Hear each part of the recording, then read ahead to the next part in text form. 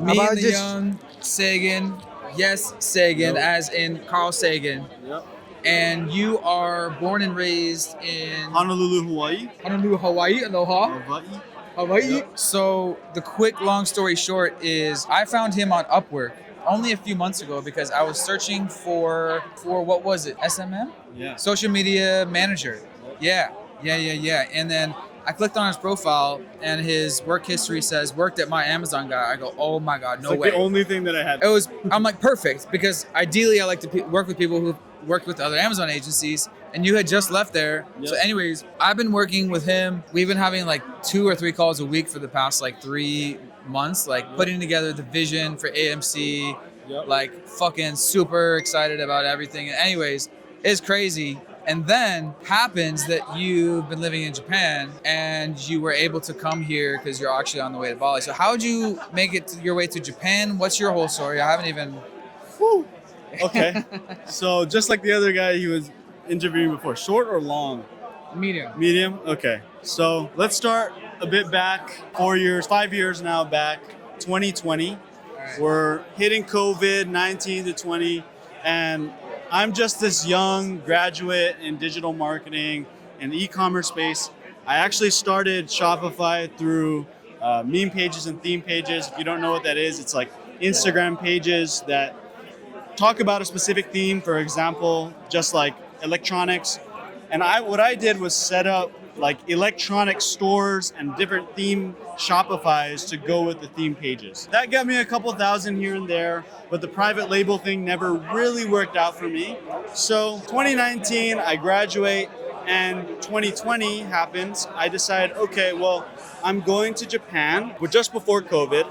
COVID hits, and then the rest is history. I meet my wife on a ski trip in Japan. While that's kind of brewing, we have all these lockdowns come in. I find out that she can't come visit me in Hawaii after coming for like 90 days. And so I'm like, what the hell do?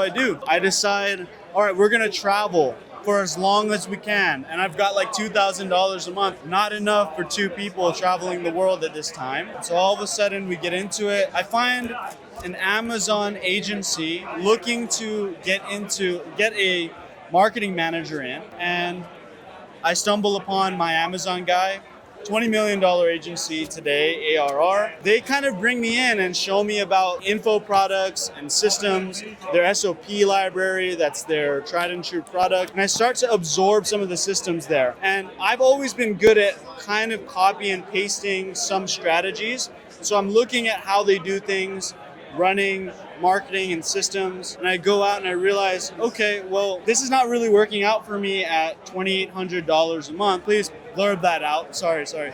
And Wait, I'm paying you it. full time, 40 hours a week, and I'm pulling overtime because it's salary. And so then I realized, okay, well, this is scalable, and probably other Amazon brands or agencies could use this. At this perfect time, this other agency comes in, hires me as a consultant. I leave that job, and just 3 or 4 months after, maybe 5, Riley hits me up and is like, yo, did you work for my Amazon guy before? I was like, yeah, I actually ran the social media marketing. I was the only marketing manager to actually get hired at that agency. Now we're gonna make this AMC $20 million ARR. Mark my words, and it has to be through info products and webinars, systems. But how we're gonna do it, that's what we're here to do. That's what we're here to figure out. So that's the medium story. We're coming out to be the next My Amazon Guy, aka Mag.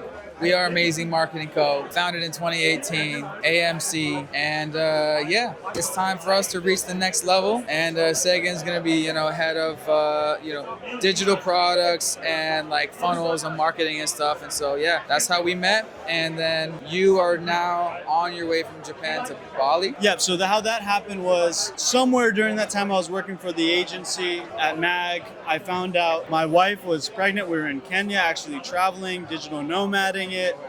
And then we get this little ultrasound, which is like this little egg sac. It's like, okay, she's pregnant. And we're like, hey, I thought we were gonna travel the world and do this whole digital nomad thing. Well, we end up doing the safe decision, going back to Japan, her home country. We stay there for a year, we lock in. And basically, when I got hired with Riley and started working with him, I was like, this guy's doing things out of his country, building his agency. He's, got security and he's got systems built in place.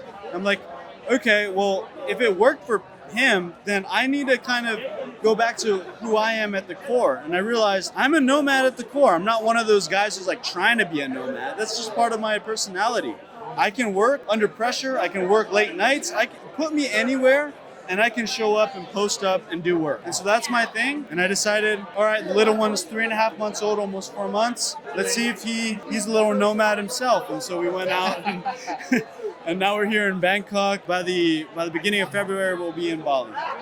Nice, dude. I feel it. Bali is a great choice. And that's the whole thing about location independent life is like, you don't have to choose Bali and be like, yep, we're gonna be here we're gonna sign a 10-year lease. Like, try it out. There's lots of great, you don't even need a school for the first few years. Yeah. But if you do stay there, I know a lot of great international schools and a lot of international kids or families that raise their kids there, and it's actually a really good, cool place to raise kids, actually. Yeah. If you do get that far, but that's the whole point of having location independent career is you can move how you please. Yeah, I mean, and that's how it goes. I mean, like you said, like you don't have to lock down in one place. From what you told me, Bali's an open location. There's some families living there. I've read the blogs, I've done the research. Let's try it out. And like you said, if we want to evacuate, exit, whatever you call it, we can do that. That's available. Yeah. Plenty of nomad families. I've seen them all around the world, with the strollers.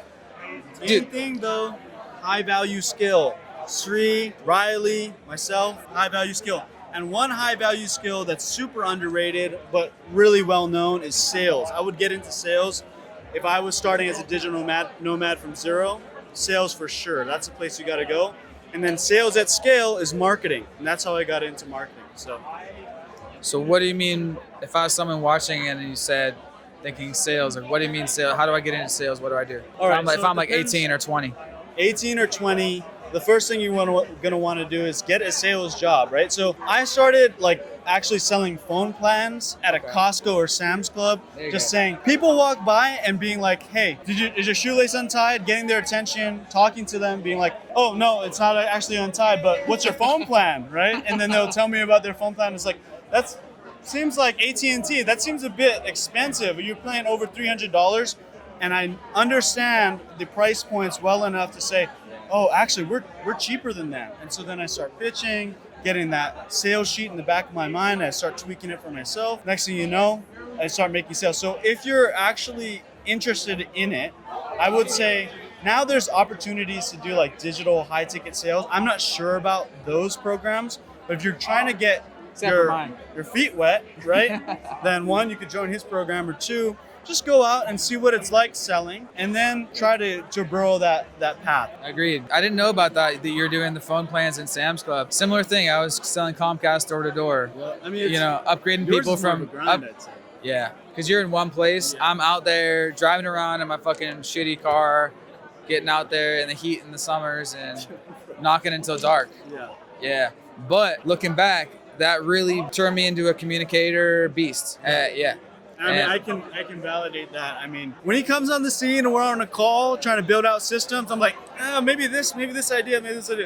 He's like sitting back there like, let's do this. And then he's just like pulls up together, pulls up the Canva, pulls up the Gamma, pulls up all these other little programs. And then we have our stuff together. So it's a proof of communication for sure. We've been having live co-working sessions, dozens, probably twice a week over the last 3 months. And so, yeah. That's pretty cool to bring it from virtual to physical. And that's the cool thing about Nomad Summit. Shout out to the Nomad Jesus, Johnny FD. And let's keep mingling and jingling and kringling.